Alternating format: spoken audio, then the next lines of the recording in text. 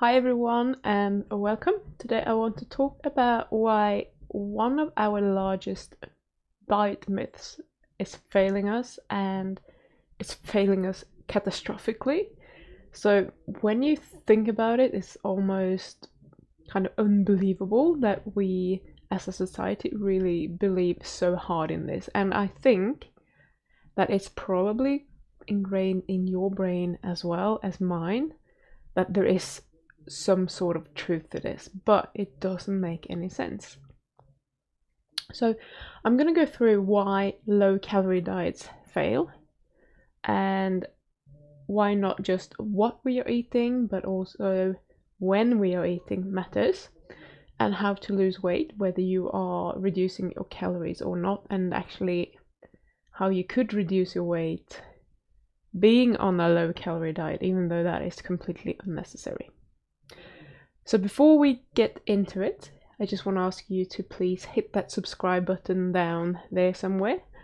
Hit the bell if you want to be notified whenever I'm going live or whenever I'm posting a new video. And also give it a thumbs up, because that is one of the things that actually makes a difference on YouTube, is whether people are liking the video or not. And you can also obviously leave me a comment, start a discussion, let me know what you think. Let me know what you've tried, let me know what didn't work and what did work. So let's have a look at some of this common knowledge that we have. Eating too many calories will make you fat, which to some extent could be true, because we all have, at some point you're not going to be able to use all that energy that you're eating, but it's not to the extent that we think. And therefore, eating too much fat will make you fat. Same thing, if you are piling on, if you're eating 2 kilos of butter every day, sure, you'll probably get fat.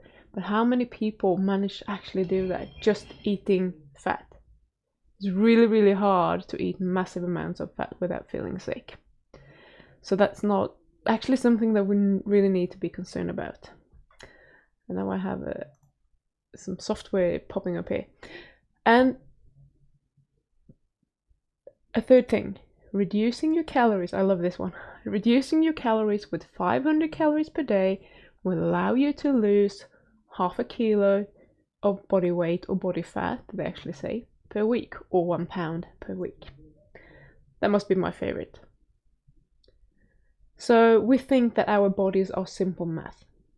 When we're reducing 500 calories times 7 days, 3,500 calories, that's not quite enough to be half a kilo of fat, but near enough. So that's what we can lose. If only the body worked that way. But our bodies are not calculators. Our bodies are run by hormones. They're not run by numbers.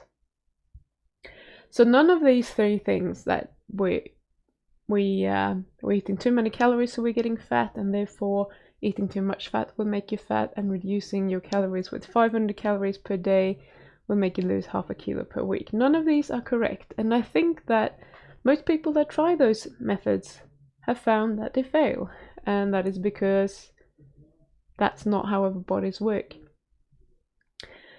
But it's still so ingrained in our brains that even when people start doing a keto diet or even a carnivore diet, we start to eat good foods and we want to lose weight quicker, we think that we need to reduce our calories.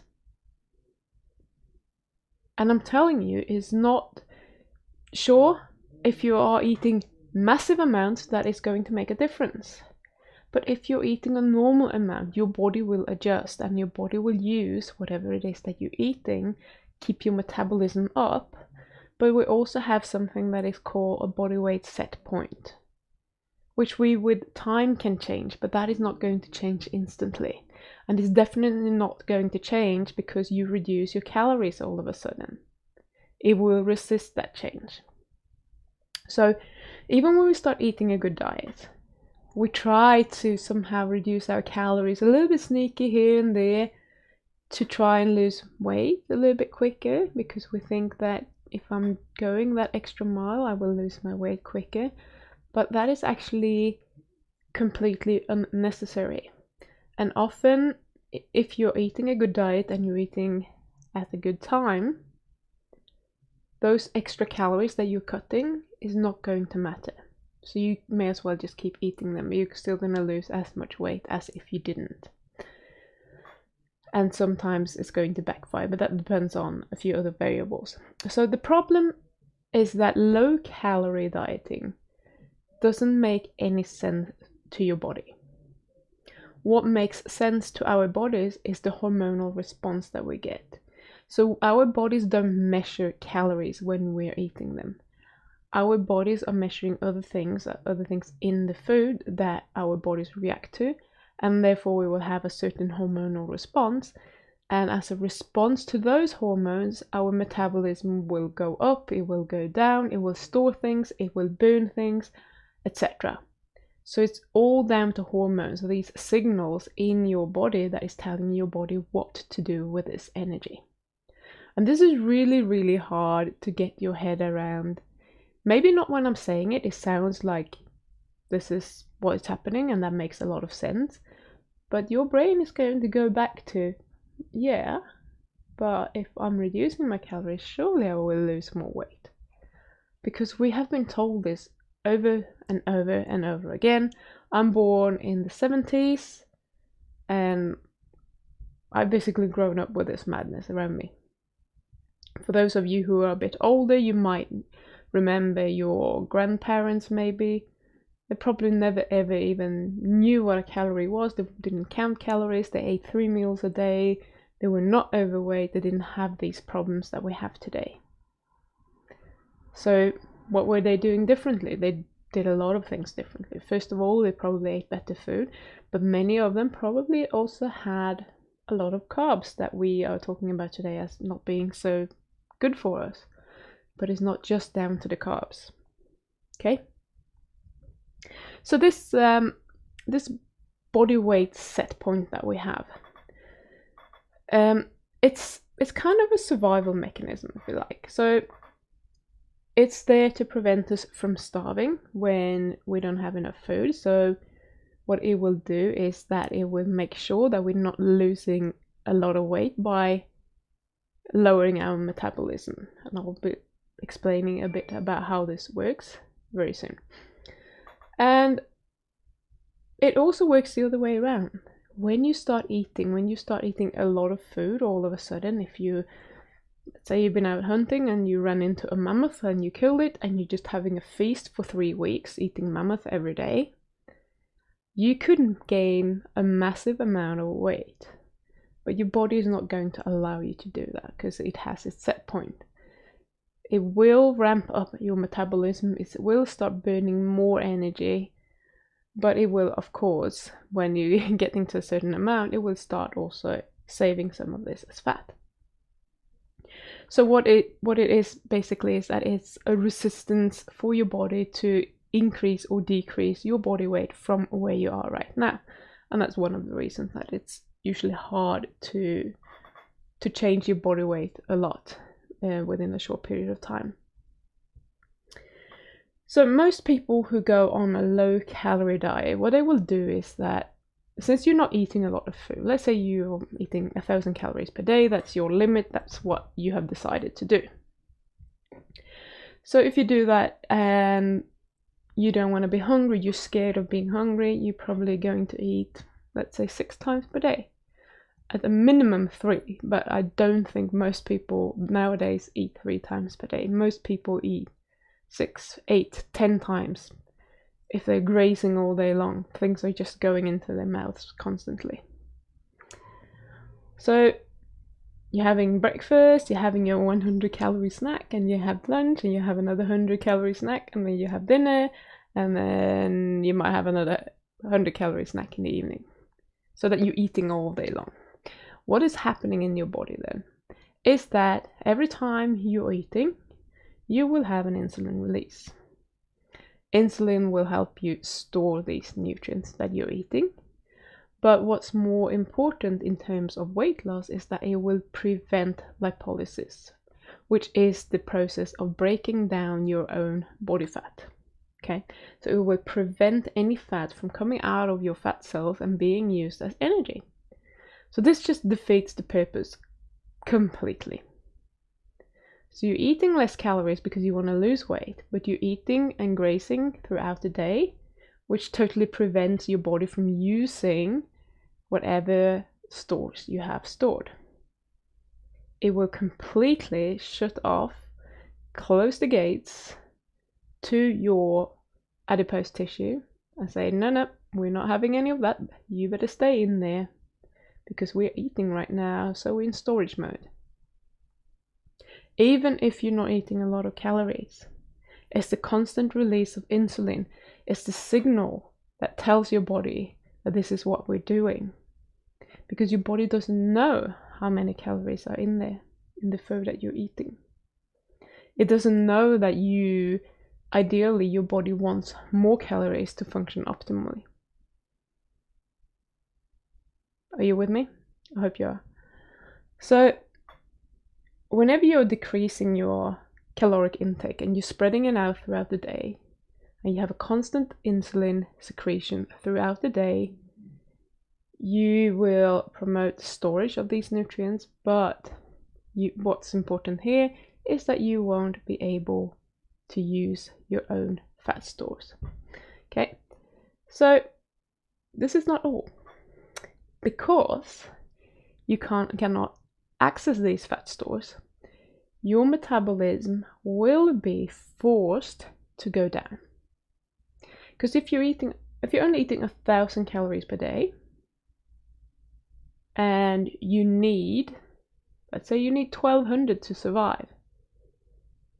Whoops, where are you going to get those 200 extra from? I don't know.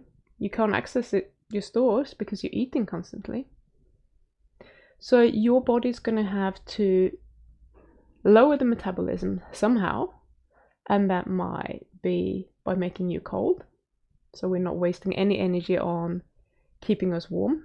We might not be wasting any energy on making sure that our hair are strong, or nails, they might start getting very brittle and breaking, or you might get dry skin, that sort of thing.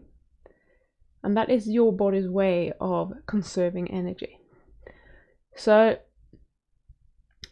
you might start feeling cold, you might start feeling very sluggish and tired because you don't have this extra energy to spend on things that aren't necessary for survival. You might actually start losing your hair. Your nails might be breaking. And on top of that, you're probably quite hungry as well, because your body wants to have the amount of energy that it's used to maintain its body weight set point. So, another thing, just to make it even worse. You're eating 1,000 calories per day. Usually it's not 1,000 every day, but let's say you do that. And your body has figured out that this is how much energy you're getting. So what am I going to do to be able to survive better? Because in the end of the day, it's all about survival. Yeah. So if as in I am now your body talking, if I can use 950 calories per day and survive, I have 50 spare every day.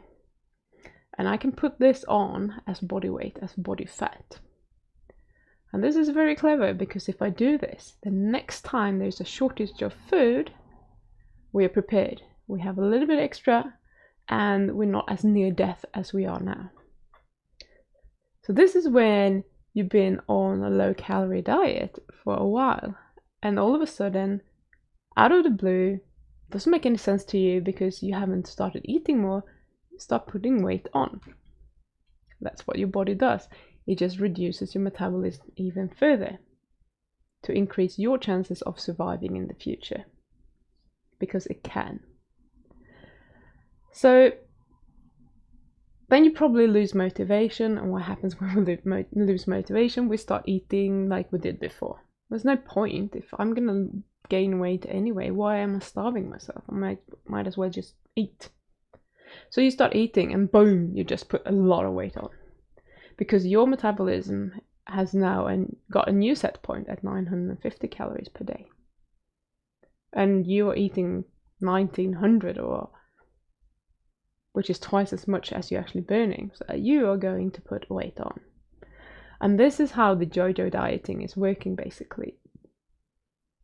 You reduce your metabolism, you start eating again, and you put more on. And all of a sudden you weigh more than you did when you started dieting. And this can happen really, really quickly. Your metabolism will, if you continue eating 1900 every day, your metabolism will probably adjust to that level and you will stop gaining weight at some point. But before you stop gaining weight, you will have already put on a significant amount of weight, most likely. So what you eat is only part of the problem here. So let's say that you are keto or carnivore, and you don't want to restrict yourself because you are eating pretty good foods. You're not eating any carbs that shouldn't spike the insulin. And actually you feel like it's pretty rough eating this way anyway, so I'm just going to eat. And we're not counting calories anyway, so it's good, isn't it?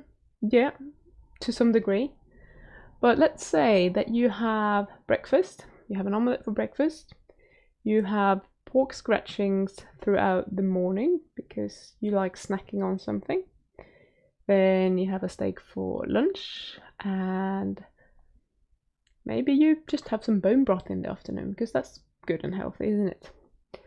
And then you have some salmon for dinner. So now you've pretty much been eating 5 times today. And the food quality is really good. The foods that you have chosen are really good. They're all grass-fed or wild-caught or whatever. Everything's good. But you're still not losing weight. So what's the problem here? I hope that you can see my point and that you can see what the problem actually is. Because you have been grazing throughout the day. And if you haven't watched my video on what red meat does to my insulin, I think you should, or blood sugar, I can't remember what I call it. You might want to go and watch that one. But all proteins will stimulate insulin. So even if you're eating good foods, you're eating low carb, you're not eating any sugar, any starch, any whatsoever, but you're eating throughout the day, you're going to have an insulin release from your pancreas throughout the day. It's not going to be as high or severe as if you were eating carbohydrates. So that's the good news. The bad news is that it's still there. And sure, there's a dose response, but as long as you have elevated insulin levels, you will struggle to access your fat stores. And that is no matter what your diet looks like. If insulin is there, you're going to struggle to lose fat weight. You won't be able to access it. And here's the thing. Whether you are on a low calorie keto diet or carnivore diet or a higher calorie one, you're probably going to burn the calories that you are eating. But again, you won't be able to lose much weight because your insulin is elevated. So we have the same problem, just not to the same degree as on a higher carbohydrate diet or a high carb, low calorie diet. So possibly if you were snacking on plain fat, you might get away with it. But having said that, some people will still have an insulin release from eating pure fat. I don't know if I do. I don't think I do. I did my cream experiment and my blood sugar went up, and that tells me that there isn't much insulin release from eating just cream. But for some people, they do, especially if you're chewing on it, because that will stimulate all the responses that you would have in your body that will release insulin. And as I said, insulin will prevent you from using your stored fats. So if you're on a keto or a carnivore diet, you're eating the right foods, but you're eating throughout the day, you will become a pretty good fat burner. You will be really good at using fat and maybe protein for fuel because your body will upregulate the enzymes that you need to go through this process, and you will be really good at doing that. But you will only be able to break down and use the fats that you are eating for energy, not so much the fats that are stored, because you can't access them. If you then went on to eat 1 meal a day, for example, you would probably lose weight really quickly, because you already have the whole machinery in place to use that fat. So once the insulin's gone and you can access your store, you will be good to go. But as long as you keep your insulin levels up, that's going to be very, very difficult for you to do. And you can do this by eating 3 times per day if you want to. Now, it's probably going to be easier and quicker to do if you're eating once per day. But that's not for everyone. Some people can't eat once per day because they have such messed up metabolisms that it's not really possible for them to do that.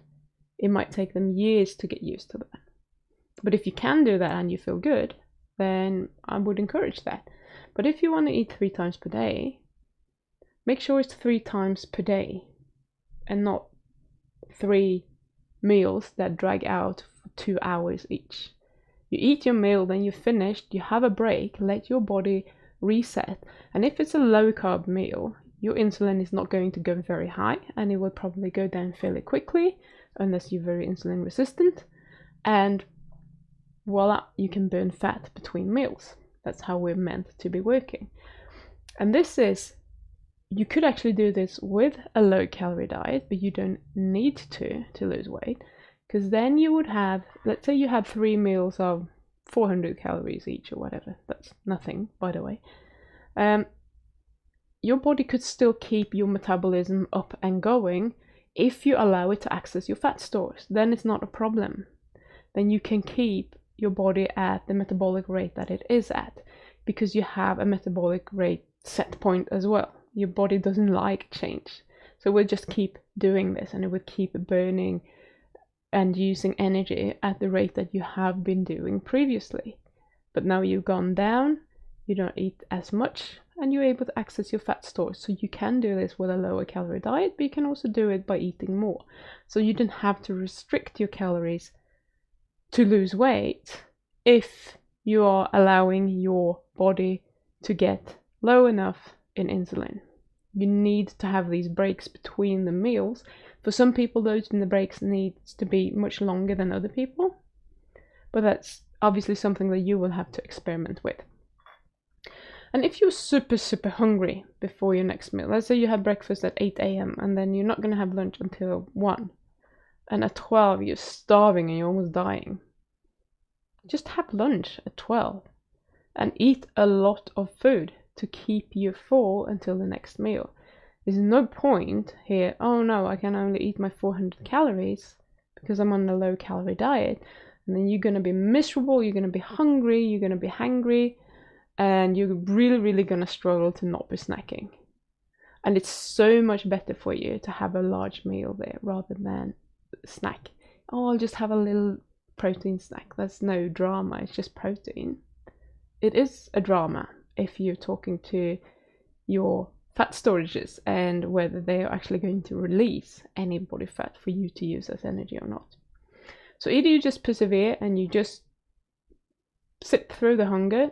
Hunger is usually okay to overcome unless it's created because you have a hormonal imbalance and you're just dropping in blood sugar, etc. Then it can be really tough actually. So go slow. You can start with, if you're eating 10 times per day, maybe you don't want to jump down to 3 straight away. Maybe you want to jump down to 4. And if you make them larger, maybe that is doable. But work your way down and see how far you can get before you start to almost kind of fall off. Just experiment. That's the best way of doing it. There is no plan that works for everyone. We're so different. Everyone is very similar in many ways, but we are very, very different in how we respond to foods. And that is because we have, all of us have a different past. We have different genes. We have, different sensitivities and insensitivities to food, etc. So something that works for me probably won't work for you. but maybe something similar does. But what I can tell you is that insulin will go down when you're not eating, and that is the same for every person who is metabolically healthy. If you're insulin resistant, it will go down, but maybe not to the level it needs to in the beginning. That might take time. So it's actually the time between your meals that determine whether you will burn your stored body fat or not. It is that simple. So if you can access those fat stores, there is no reason for your metabolism to go down, even if you're eating a low-calorie diet, because you have plenty of energy to use. And you won't be hungry once you're fat adapted, once you can access those stores. So I advocate a low-carb diet or a carnivore low-carb diet for many reasons. And having said that, you can be successful losing weight even if you're eating something like a paleo diet, or even more of a healthy diet containing more starches, for example. You can still lose weight if you're using this approach, because it's all about the insulin. It's going to be harder the more carbs you're eating, because the more insulin you're going to release whenever you're eating, etc. And if you have any metabolic damage from before, like insulin resistance, etc., I would say that you need to go low carb, because you're just gonna hyper-react to carbohydrates. You will probably do that to some degree to proteins as well, but not as badly. So whoever you are, whatever your diet is, this approach will probably work for most people if you want to lose weight. But I do still think that the absolute best diet and the best combination of doing this is to avoid the carbs as much as possible. You can be ketogenic and you can still eat 30 grams of carbs per day, which I used to think was almost nothing. Now I think that is plenty, because I can actually have a large bowl of blueberries every day and I'm not even getting to 30 grams of carbs. So that's, to me, that's quite amazing. It's like, wow, okay, blueberries for the win. So please just eat the right foods and think about when you are eating. How often do you want to eat? When do you want to start eating? It's probably, in my opinion, if you can have 3 meals, it's probably better to try to have those 3 meals as close to each other as possible. So maybe you want to drag it out a little bit in the morning and not eat straight away when you get up, and then have lunch not too far away, and then dinner as early as you possibly can. But when they get close enough, you're not going to be hungry 3 times. Then you just cut the middle one out and maybe drag them a little bit closer again. So make each meal count. Make sure that you're fully satiated. Make sure that you are full for real, so that you're not hungry in an hour or 2. Don't be afraid of eating enough during these meals. Just don't think about the caloric content of each meal. Think more about being able to feel full and satisfied between those meals, and not having to get up from bed at 11 p.m. because you're so hungry that you can't sleep. So you just have to eat something. You definitely don't want to be there, because it's going to be so much harder for you to not snack if you're not eating enough when you're actually eating. So that was pretty much all I wanted to say about low-calorie diets. And as I said, you can do a low-calorie diet, but if you do, make sure that you're not eating 6 times per day. Basically what I'm saying is stop the bloody snacking. It doesn't fill a function, it messes your hormones up, and you really shouldn't be doing it. So thank you so much for watching, and I will see you soon again. Bye!